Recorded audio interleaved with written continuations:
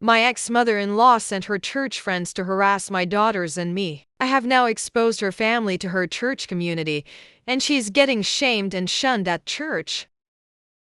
My 46-year-old female daughters 17 and 15 have a strained relationship with my ex-husband's parents 78-year-old male and 80-year-old female. My ex-husband passed away in an accident last year, and we have had some major family drama since, due to his cheating and him leaving 2 boys born with his affair partner orphaned. She also died. Part of the drama has been my ex-in-laws trying to get custody of my daughters and them also trying to live with us. The first one we are going to court over. The second one will never happen. Where we live, there is a weekend market with fresh produce, eggs, meats, and other products straight from farmers. This week was extra special since it was my youngest daughter's birthday. Since her party is later in the month, I decided to give her a budget and set her loose on the market to get whatever she wanted. Mostly chocolate and sweets. After an hour, I did start getting worried. And just before I called her, she called me. She was crying, saying some weird people had cornered her. I ran to her with my oldest daughter to find 6 older women, berating my daughter for being unchristian, for refusing to spend time with her paternal grandparents, or for wanting to be a good big sister to her poorer orphan baby brothers. My daughters are the ones that found out about my ex-husband cheating and the babies, so they are not fond of the kids. It is trauma, and they are working with a therapist. I got between the group and my daughter, telling my eldest daughter to go pay for the stuff her sister had and to go to the car. Then I turned to the women, some of whom I knew from when we went to my ex-in-law's church, and ripped them a new one. They told me I was worse for refusing to obey my ex-in-laws like a good Christian wife. Barf. Eventually, the screaming turned too loud and we were all asked to leave the market. I met with my girls in the car, the women following me like a group of vultures. I managed to get in the car and drove away. After my girls went to bed, I got online to talk to another member of that church with whom I am on good terms. He told me what was going on after he apologized. My ex-mother-in-law posted this massive story in the church's Facebook group about how horrible my daughters and I are. How we are leaving them homeless and penniless. They inherited my ex-husband's personal bank account and his life insurance. And how my daughters do not even talk to them. She also accused us of being the reasons she lost her grandsons. The boys are now living with distant relatives of my ex-husband. Basically, it was a sob story worthy of a Hallmark movie. And of course, they were getting all the love and support from the more extremist members of their church. This church and its members are a bit annoying, especially with lesbian, gay, bisexual, transgender, and queer topics. But they have a small saving grace. They are incredibly strict about cheating. It is a big no-no, whether it is from a husband or a wife equally. Now, how did she get around blaming me about affair children without exposing the cheating? She claimed the other woman was our surrogate since I was unable to have more children. Then she said I did not want the babies because they were boys, which is absolutely disgusting to be accused of. Well, I decided it was time to clean up this mess, and since I was mid-divorce when my ex-husband died, I had all the evidence needed. And since the divorce was not completed, I do not have any legal ramifications for releasing all the evidence. I was off the next day and went to a print shop to get copies of all the delightful pictures of my ex-husband cheating, his text conversations with his affair partner, the ones with his parents confessing to his cheating and getting support from them, my ex-in-laws harassing me about the divorce, and my coup de grace. All the emails and text messages of them bullying my daughters about their baby brothers. In one of them, they call my daughters bastards and tell them it was their fault their father died since they told me about the affair and I began the divorce. This one was literally 2 days after my ex-husband died.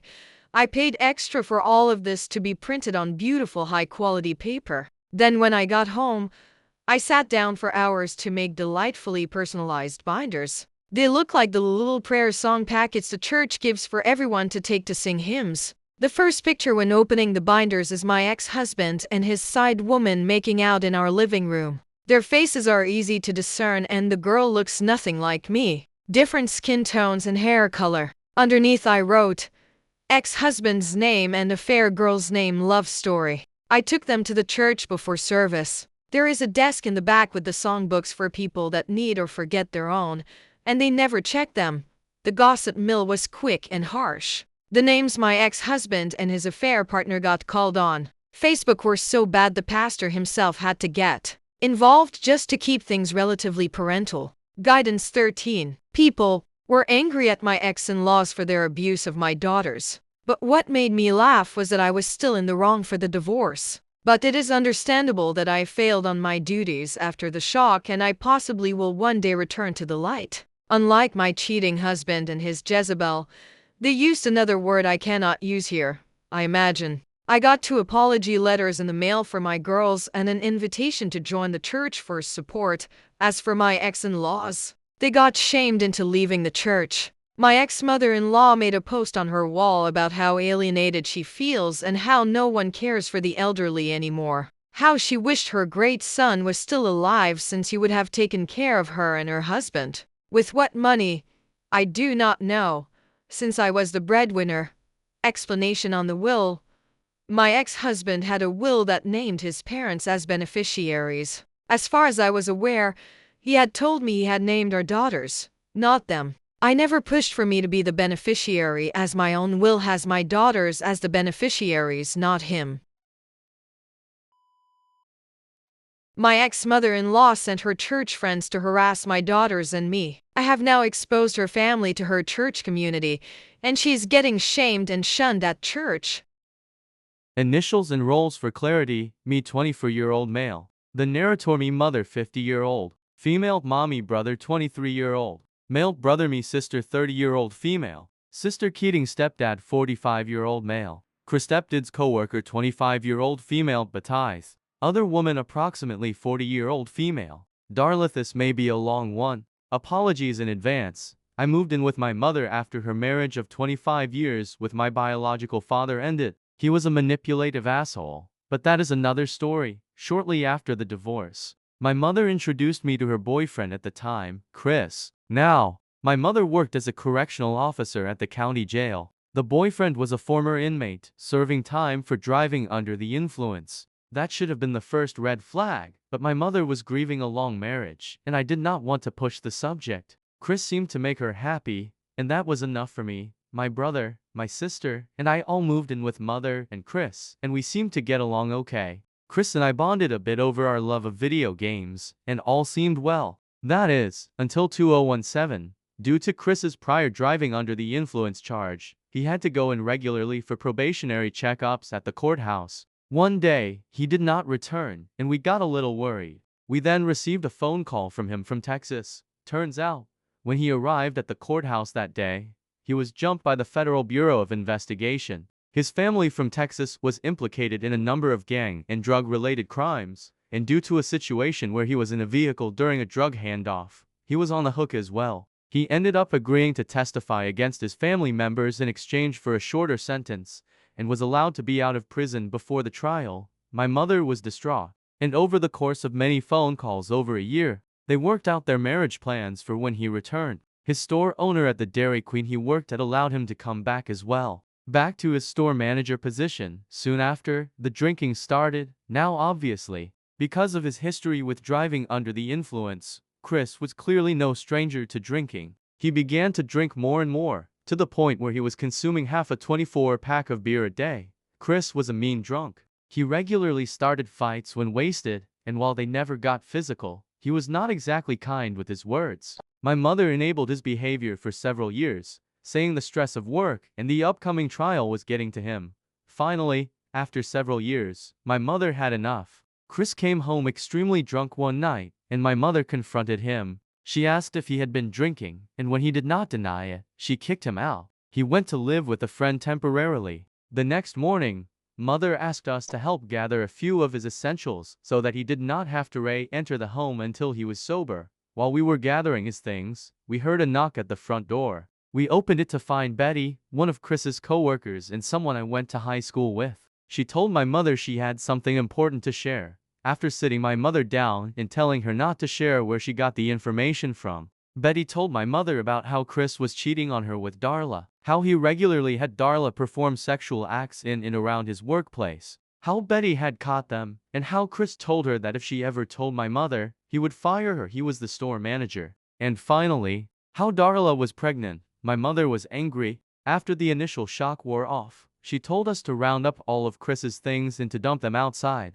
We took everything of his out of the house and tossed it all in the alley behind our house. Chris had no reason or ability to return to the house it was rented, with only my mother on the paperwork, so there were no legal issues there. In the meantime, she called and confronted him. He confessed to the entire affair and said that he was happy Darla was pregnant because that meant he would finally have a child of his own. Mother refused to have more kids. The three of us were massive strains on her body, and she likely would not survive another pregnancy. He refused to apologize for any of his actions. My mother arranged for him to collect his items from the alley with an officer present, and he left our lives. The revenge, my mother clearly wanted to dust her hands of him and move on. She was already quite emotional from the whole ordeal and wanted nothing more from him. But my sister, my brother, and I had other ideas. First, we called his workplace. Dairy Queen operates as an independently owned franchise, and the owner of this branch owns several branches in the area. He was also a good friend.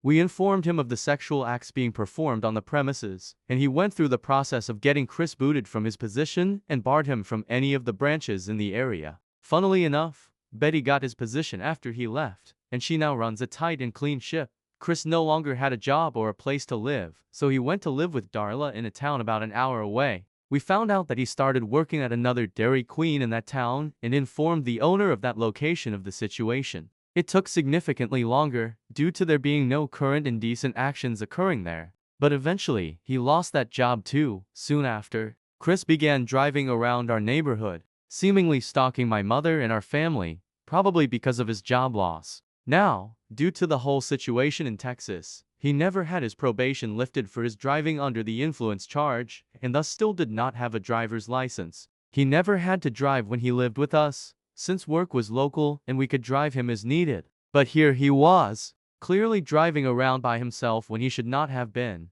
We contacted the police and informed them about Darla's vehicle in our neighborhood and that we believed Chris was driving it without a license. We told them to pull over the vehicle the next time they saw it, as it would likely be Chris driving again. Sure enough, a few weeks later, we were told that Chris indeed was pulled over and sent back to the local jail for driving without a license. And while intoxicated, the police also did a search of the home he was staying at and found several guns on the premises. Since he was a convicted felon, he was not legally allowed to have weaponry on the premises, meaning there was more jail time tacked on. By the time his jail time had finished, it was just in time for him to be sent back to incarceration in Texas for the trial. Chris's son was born while Chris was in prison. Darla evidently realized what an absolute S Chris was and cut ties with him while he was in prison. During his prison time, Chris started sending tons of letters to my mother, stating how sorry he was, pleading to take him back, and ranting about how it was not his fault, all in the same letter.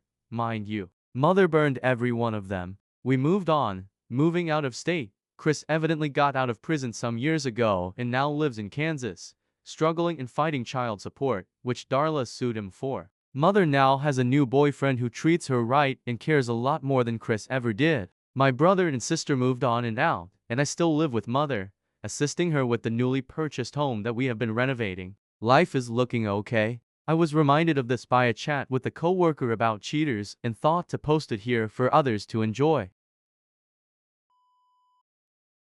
Ex cheat on me with her cousin and expected to save face. I think not.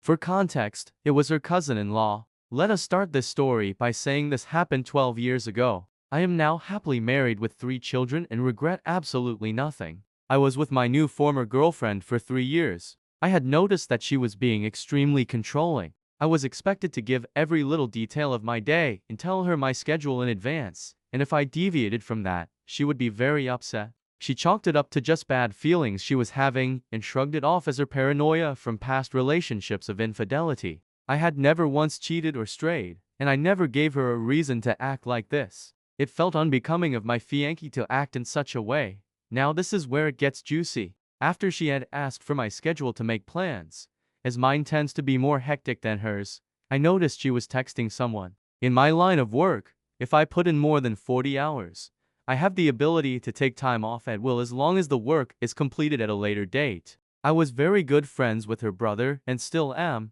We laugh about this to this day, and he actively reminds her of it.